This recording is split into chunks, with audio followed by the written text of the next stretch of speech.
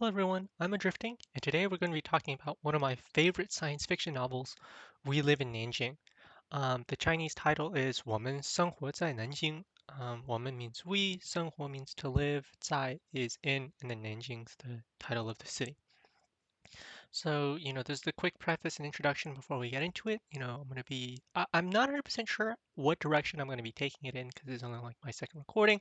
But I recently just watched Oppenheimer, so there's going to be some of that. I may go into physics, quantum mechanics, and the various ideas on that, depending on how interesting or boring I think that may be. So forgive me for any tangents or any ideas or facts I like to indulge in, or rants in general. But anyway, let's get into this. We Live in Nanjing is written by the author Tianrui Suofu. No idea necessarily what that means. It just seems to be a pen name with four Chinese characters. Um, we Live in Nanjing has 167 chapters, so it's on the shorter end. It's a very short science fiction novel for web novels, and it has a very unique story. We're going to get into it really quickly. So the summary is literally one sentence long, which really doesn't do it justice. So I'm going to give a quick overview and some of the cool stuff we go into. So the quick sentence literally says it's a cliche tale of two teenagers saving the world, right? The cover is very science fiction like. The old cover, at least. The new cover looks more like black and white Padma inverted anime, but it really reminds me of the anime The Girl's Last Tour or Kino's Journey, maybe a little bit of some Opus anime vibes to it. Opus, mobile game. But yeah, it's a teenage kind of coming of age story. You'll see why it's more science fiction, but there's not a lot of romance as it more focuses on like a little bit of character growth, but just a lot of science fiction information. It talks about time and space travel, um, more scientifically oriented, so it's realistic urban fantasy kind of. But it's really idealistic, exploring some very basic, interesting concepts of time travel, right? As I said, I recently watched Oppenheimer, but there's a lot of like quantum physics that I studied, so I can go more in depth into the topics. But I don't know how relevant going into the fields of like, forces in our exploration of that, how interesting or unique I could contribute without being super boring. Like I could go on to the effects of gravity on time, but I don't know necessarily the relevance or how interested people would find that. I can make very interesting things seem very boring, right? So like to me, it's fascinating how gravitational time dilation and speed, the roles those play in time travel, forward time travel, the perception of time travel, frames of relativity, general relativity, and special relativity. But at the same time, it kind of feels a little bragging, like, oh, I know that, but like, if you don't get it, it kind of doesn't make really sense to really talk about it. But I'll talk about some of the fun points and what I really enjoyed about this very unique science fiction story talking about youths. Now, I think I've talked before Tomorrow Hasn't Arrived, Ming Wei Ling, and Earth Era 地球纪元, so different authors. 地球纪元's written by 彩虹之盟, so Rainbow Gate. It's a very similar style science fiction author, very in-depth story.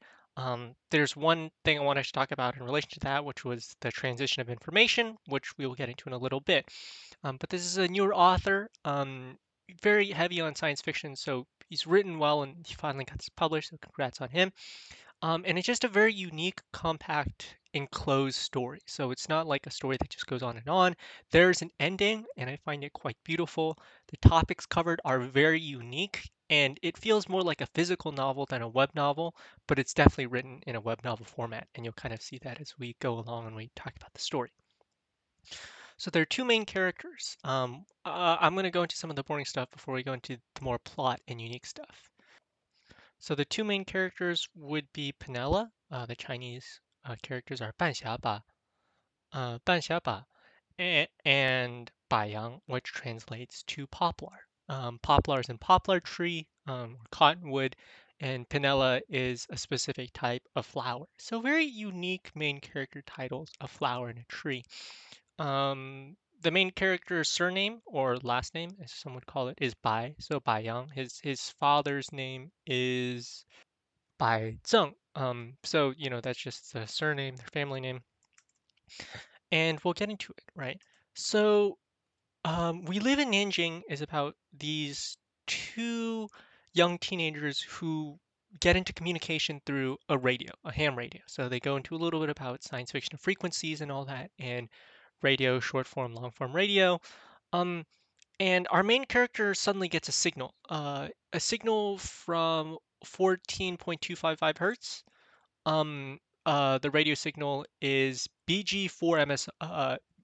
BG4MXH or BG4MSR, kind of alternates megahertz, right?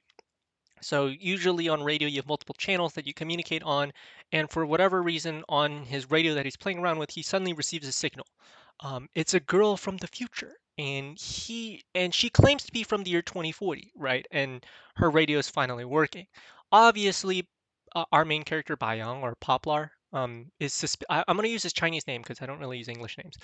Bai Yang is kind of suspicious at this message because he's like, how do you prove you're from the year 2040? Right? It's like, how is someone not pulling my leg? How is someone like not messing with me? And she says, you have to believe me. I'm from the year 2040. And he asks questions about the future. It's like, what's the year 2040 like? And she gives a very cryptic answer. It's like, everyone's dead, right? It's an apocalypse. And it's like, it sounds like someone's messing with me online. It's like if someone sent you a DM and sent you, or a text and said they were from the future, right? Um, so here's the first problem that he encounters is how does he prove that someone is from the future, right? Like say he believes her, right? And she's really serious and like, for whatever reason he decides to believe her, right? How can he prove it? Like, scientific hypothesis. Like if she is from the future, she should be able to receive things from the past. So this is his first thing. How do you send something from the past to the future, assuming that she isn't lying, right? So we get into the various laws and exploration of time travel and time capsules, right? Um, and through this, we have, that physical relationship between, two people of similar age, two teenagers that become really close, right? And there's this more scientific and story kind of in the background, but it's still very relevant about this impending future, this 2040. And the ending is very unique. I don't want to spoil the ending, but you should really read it if you want to know how the story wraps up differently than you may think it would, and it's a very interesting ending. So I'm trying to get you to read this web novel without spoiling too much, but I will go over some of the main beats and still leave some of the interesting solutions out as I talk about more about the reason why this was such a fun read. Right, so we start off with these two young characters, teenagers basically just interacting, trying to, expand that relationship, get closer, solving this very difficult problem of the power is really on Bayang's side, right? Because even though Penella, what is it? Penella or Ban Xia, right? That's Penella. So Miss, that's the translation is Penella. Penella has all this information, right? A lot of power is on Bayang's side because can actually do something about it because he's in the past, right? The date that this was written or the date that this book was written is in 2019, so he's 20 years in the past. And they send a couple messages, and some of those messages are very unique, optimistic, depressing, just like very encapsulating the zeitgeist of how teenagers kind of feel. No comment on that particularly, but it's just it's very interesting to see his enthusiasm and the way he approaches life because he's on break, right? And he's kind of just entertaining this thought. And as he becomes more and more entangled in this problem that he slowly starts to believe, right? He starts to believe Penella, he starts to encapsulates and uses the techniques that he's learned in school and physics, right? Because it's science fiction. Um, like, because teenage is a very unique part of life, as is most parts of life, right? Where you're slowly learning yourself, you're stuck in school. So he struggles with those normal problems, but then this is like something he is encountering problems that his peers aren't, right? Everyone lives in their own world and they encounter their own problems. And this is the problem he's faced with, right? Global annihilation. Like he feels like a hero, a sense of purpose, but at the same time, he realizes the weight of that responsibility. I'll get into a little bit more on like the political stuff and whatnot, but like he's going on his own personal hero's journey, right? His hero's journey is a little bit more dramatic than others, but he is slowly changed. His life is changed because of this problem or responsibility that he feels that he is responsible for, or that this problem that he's going through. A little bit different from everyone else, but everyone encounters their own journeys, and this is his.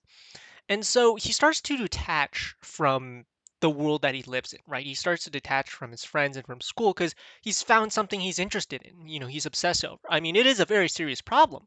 Don't get me wrong, but at the same time, like, he um is finally focused or working towards something that he feels responsible for, and then he can kind of grasp with.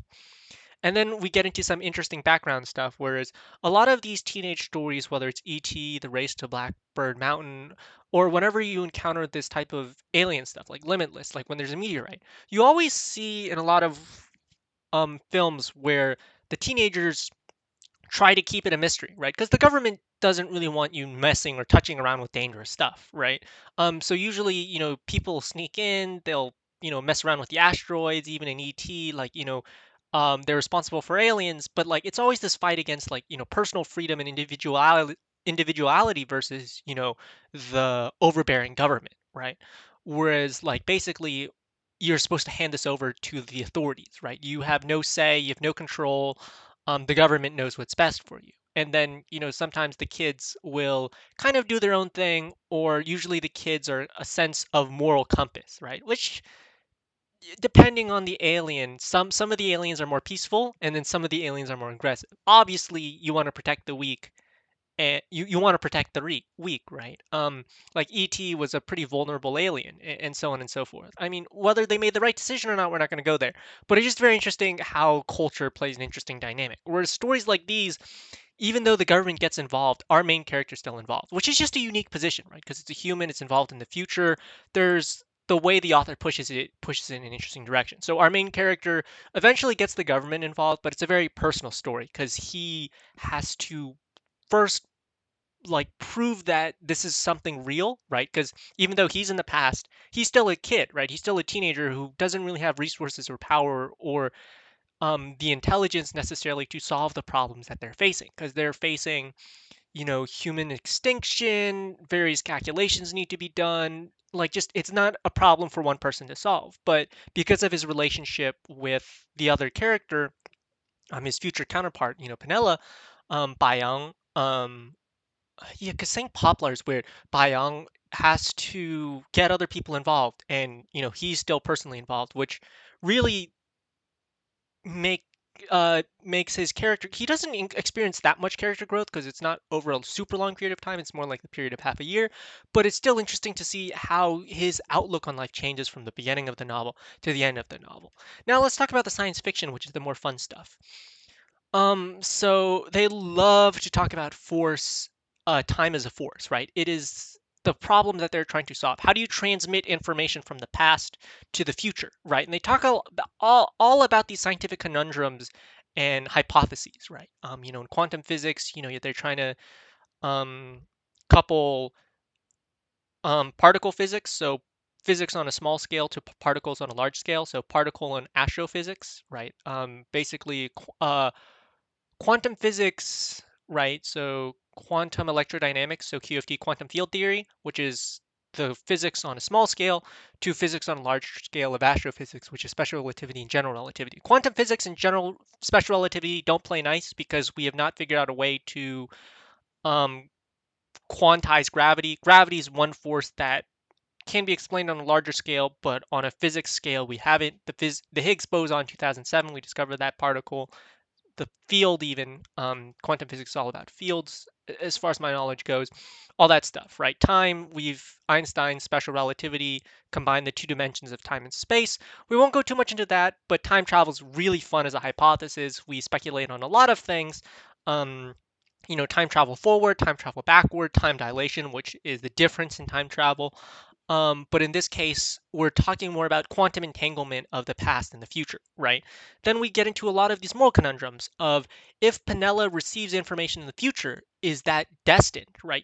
Predestination, we go into stuff about religion where is the future determined, right? If you send something to the future, can you change the future once Penella receives something, right? Is that reference window closed? Like, do your actions in the past, once they happen in the future, can that be changed, right? So if you send information to Penella or you send an object to Penella and then you try and influence it, is that like, can that never be changed? Is there like a time paradox or something of that sort of sending things to the future? So we're not talking about time travel to the past. We're exclusively talking about time travel to the future, where you have two train cars and they're inexplicably linked. Both of the train cars' time passing is moving at the same rate because they're within the same area within the same uh, Earth, right? So the space-time coordinates are roughly the same, even though, Earth orbits and so on and so forth. We're not going to go into the physics of teleportation and time and space coordinates, but just know they discuss that, but they kind of brushed aside because that's really not the main point of the story. The main point of the story is you have two sets of time, the past and the future, and you're trying to send information between that through this radio, right? The future and the past have been inexorably linked by this radio, which allows them to transmit information, right? This radio wave signal. And whatever wormhole or quantum physics or whatever quantum entanglement or whatever allows these two times to be linked, right? They're trying to transmit information not just through the radios, but also through physical objects, right? Time capsules, so on and so forth. Um, so they go on and on into this idea of slow time delivery, right? Entropy. What is it? Three Blue, One Brown talked about this. It was bits of entropy. How do you transmit information? Not just information, but how do you transmit objects to the future? Like, how do you get across this force that's acting against them? Because time does not like it when you mess around with. So it's going around with this theory of time will actively work against you to prevent you from changing what has already been happened. Or in order to change time, because time is a force working against you, right? It's time has an inertial force, it has a little bit of entropy trying to prevent you from changing the future too drastically, because certain things have already happened, and the more you try to change that, the harder it's going to be. Something like Steins Gate, the reading Steiner, where it takes a lot of energy to try and change the future. It's not like the butterfly effect or chaos theory where small change can impact the future greatly. It's more that the future has already happened and trying to change those events require a lot of energy. So they talk about this problem of delivery, right? A slow delivery through time, which is, trying to transmit an object 20 years into the future without impacting its path, right? Because, there are a lot of other factors that can change that delivery into the future, right? Other people, other situations, right? The more secure something is in transferring to the future, the harder it will be to access it, right? And Penella did not necessarily have an education. We'll talk more about Penella and her journey later on, but they talk a lot about science, various theories of time, transmission of energy, and various metaphors that really makes learning science and these mechanisms very interesting, right? So they talk a lot about double blind, where um, as long as you, the transporter of the information, isn't aware or doesn't know the method of transportation, then you will not influence or impact the transportation of that object, right? Because by knowing the method in which you transport an object from the past to the future, you still can exert an influence, right? So that's one of those the three laws of slow transportation they talk about that was so unique. So in order to transmit information into the future, they have to reduce that impact or the amount to overcome the inertia of time. So it's very interesting to see how they, yeah, convenience, simplicity, and efficiency, right? They're trying to fight against this huge force in time, and they talk a lot about like a lot of the things he learned in school. Science fiction plays a huge role. So now let's talk about the elephant in the room, the doomsday apocalypse event that humans are facing, the human extinction event. And it's really just this all-seeing alien. They kind of go through a whole volume on trying to figure out the behavior of that, and how to fight it, right? Because Penella lacks a lot of resources. She's just one girl, a teenage girl, and her resources um, her resources are limited, right? But people in the past, they have people in the past have more resources, but have no way to change the future or transmit resources to the future without it actually already being there, right? So if Penella hasn't discovered it yet, it's because she doesn't know. We're talking about something of the Hitler paradox, where if you don't see something, it doesn't mean it doesn't exist. It just means you aren't aware of it. But once you become aware of it, you have limited the possibility of what can happen, right? So, like, the Hitler paradox is out of your view, there could be a million Hitlers behind you. But when you look back to observe it, you have eliminated that possibility. It's a little bit like trying to observe a quantum superposition. um, when you observe it, you have stabilized that superposition and you've caused the wave function to collapse, which means the possibility of where it could be has to be determined, right? So by observing or Schrodinger's cat, right? By observing whether the cat is alive or dead, you have created a result, right? You've created a result which cannot be changed. If the cat is alive, you cannot return it to its superposition, right? Unless you reconduct that experiment again. So once Penella has eliminated those possibilities of where something can and can't be, then that possibility or that wave function has collapsed, and that is how it always has to be. You cannot return something from uncertain to certain. So once certain environments or certain things have been confirmed, you cannot unconfirm it again. You cannot recreate possibility because you've collapsed that wave function. And so that's more about quantum physics and thing.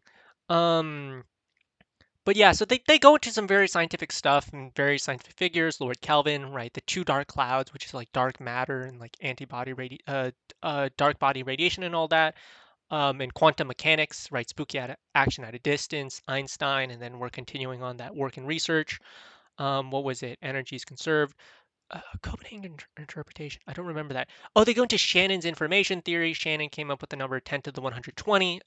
That's the amount of possibilities on a chessboard. Goes like I think 150, 10 to the 150. Shannon's number. Shannon's information theory goes more into computer science, group data, so that's stuff like Shor's and Grover's, and then you go to quantum physics. But various different fields of physics and science and math go into different areas, right? Data science and computer science is more group theory. Topology and complex analysis, real analysis is more mechanical. Then you have electrical engineering and so on and so forth. But it really talks a lot about some very, very fundamental, basic levels of science and just makes it super interesting, right? They talked about Maxwell's demon with energy, introducing energy into a system. I think they mentioned axions and Higgs bosons, right? Particles observing other particles, trying to deceive time, and then this idea of trying to change the future. But it's also just interesting because of the two main characters, where you have two teenagers trying to figure this all out. At the center of this whole conflict is really just the relationship with these two teenagers trying to navigate all this, right? Everything is kind of secondary, right? The government help that they receive, like the main focus is on how these two live their lives and how they're both changed by it. Really, even though Penella is the one receiving all the help, Bai Yang's outlook on life just dramatically changes, and in that sense, I just find that so amazing. Where at the beginning of the story, he's just like a regular teenager, kind of bored with school and classes, but then once he goes on this hero journey, he's faced with this big problem. It's not that he appreciates life, but like one is there's this general undertone of pessimism where that he knows he's going to die and he kind of accepts that reality or fact that in 20 years he's going to die, which is something I see a lot, which is like there's this general pessimism toward life, whereas the future sucks and we are doomed, right? You go to England, you go to Canada, you go to Japan, you go to China, Korea, Australia, the US, New Zealand. I don't know, but there's something about teenagers in in uh the Z generation, or not millennium, Generation Z, Generation Double A, or Generation Alpha. Well, they have this general negativity toward life, whether it's social media driving it, this or social media promoting negative news. But there's this kind of doom and gloom type of culture where it's like it could just be late stage capitalism in the middle income trap, but it just feels like there's this general prevailing sense that we are doomed, climate change, whatnot. But like even during the time of like the Cold War and nuclear winter hanging about us, I don't think I've seen that sort of negativity within the millennial generation, right? There's this sense of general optimism, right? The golden age, industrialization, whereas nowadays it's much more late stage capitalism. Everyone's being squeezed. Um, that sense of negativity, right? And so maybe it's the media or literature they've consumed that makes them so negative, right? It's social media, it's news, but like I think once you move on past that pessimism, there's this fight to say, yeah, we may be doomed, but we should at least still try. And it's that underlying pessimism that I find so unique. So even though he goes on this journey, at the end of this journey, he like after this problem has been solved, or once all of these events are over, Bai Yang just has to return to life, and he is inexorably changed by these events and the science that he uses, the people that he meets, the problems that he faces. It's just unique and it's interesting.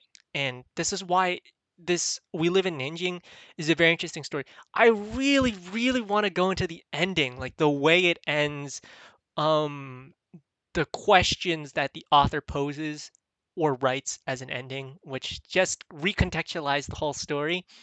But I really think that's something for you as a reader to read and discover, right? It's my job to more get you interested in.